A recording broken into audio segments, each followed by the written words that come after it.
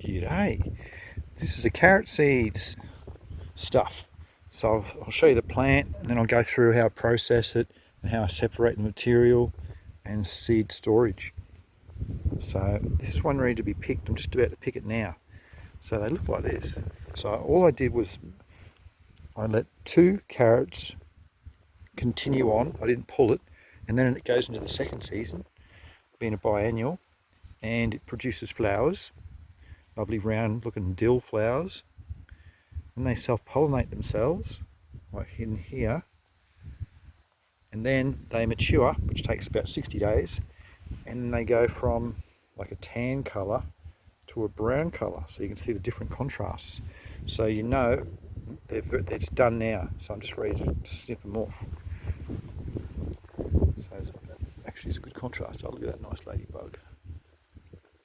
G'day ladybug. Where's the camera? There it is. So that's a good contrast. There's one that's getting close, and there's one that's ready to be picked.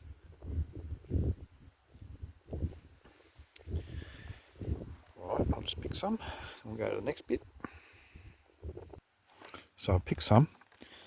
So the ones with the long stems are from the second plant, and the shorter stem ones are from the first plant. Now let's go and have a look at how I process them. Well, these got to be dried first.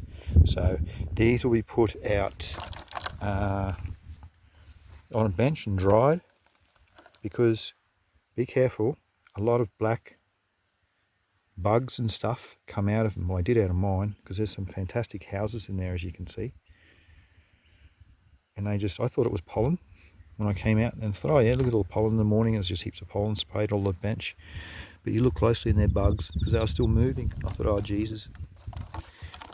And that's that amount there that you see. So I've only got about, what, say 6? Is the amount inside that's made about probably 5,000 seed. So 6, and you can see on here, there's maybe enough to get 15,000 to 20,000 seed off these 2 plants only. Righto, let's go. So this is where I sat them, and there was just black. I had to vacuum it quite a few times, so I'm not doing it inside anymore. This is what comes after it. So on the outsides of them, these ones are dry. They got little furry bits on the seeds. See all those little dots? They're seeds. So I'll take a couple off. So after they're off, to get them off, I suppose I can do it in here. Is that what, clean in there? I just push them together.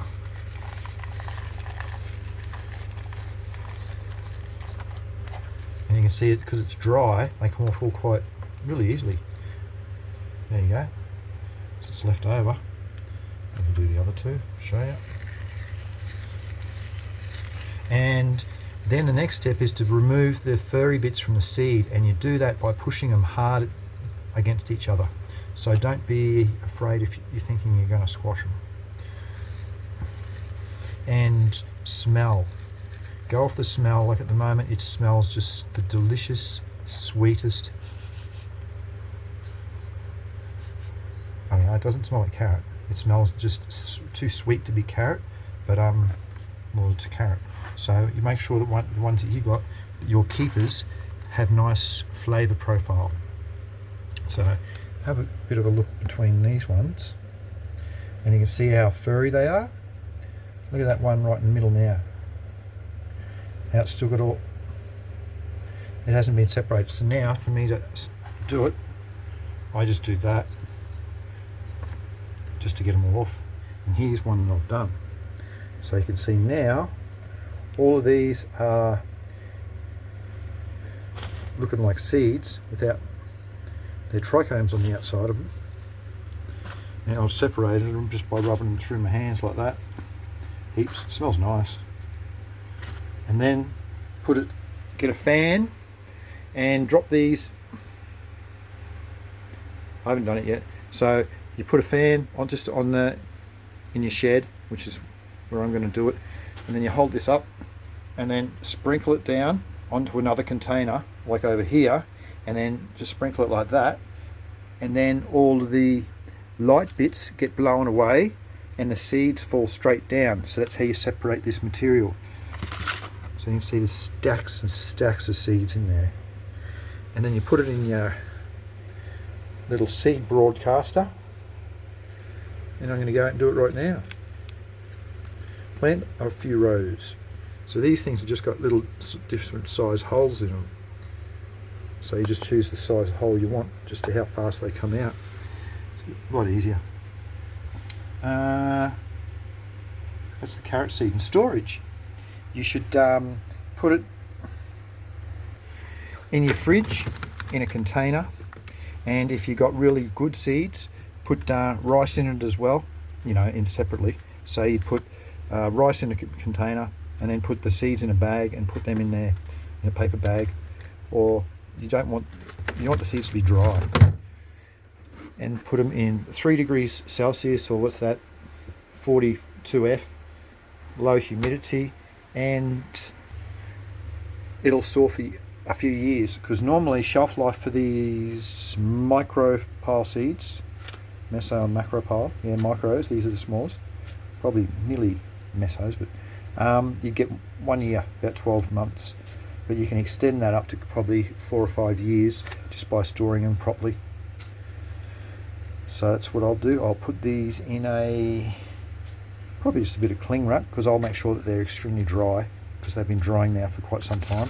Leave them in front of the sunlight in the window for quite a few days, and they're just dry as. Then I keep doing this. It smells delicious. And then I'll separate them and put a nice good label on it, dates and stuff like that, and probably put it in Tupperware, in Glad wrap with the paper label, and then put it in the container, and it'll last for years.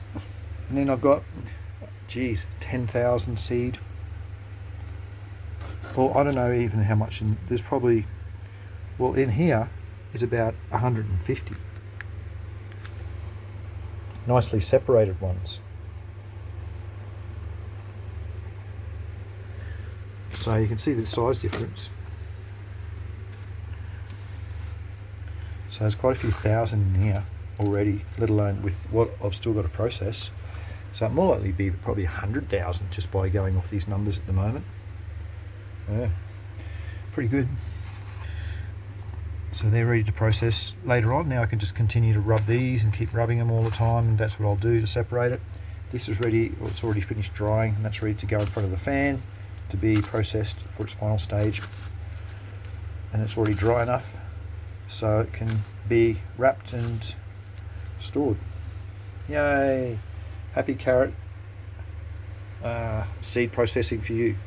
Actually, hang on, before you go, the reason why this is really good is because my conditions here are different from where the person that made the seed from.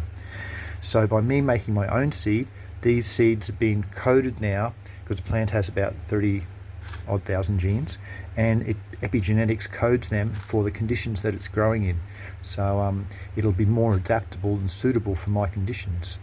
So I'll do that a couple of times and pick the nice ones, the ones that grow the fastest and the biggest, smell the nicest, and yeah, make seed off them. Do that a couple of times, and then before you know it, I've got a really vigorous hybrid vigor, heterosis it's called, carrot variety that's extremely suitable for my conditions, and have many thousands of them. It's, yeah, pretty cool. I'll turn the biannual, you start out with the biannual, you turn it back into an annual so you can harvest it. Good fun. Thanks again. Thanks for watching. Happy carroting. See ya. See ya. There's Cookie.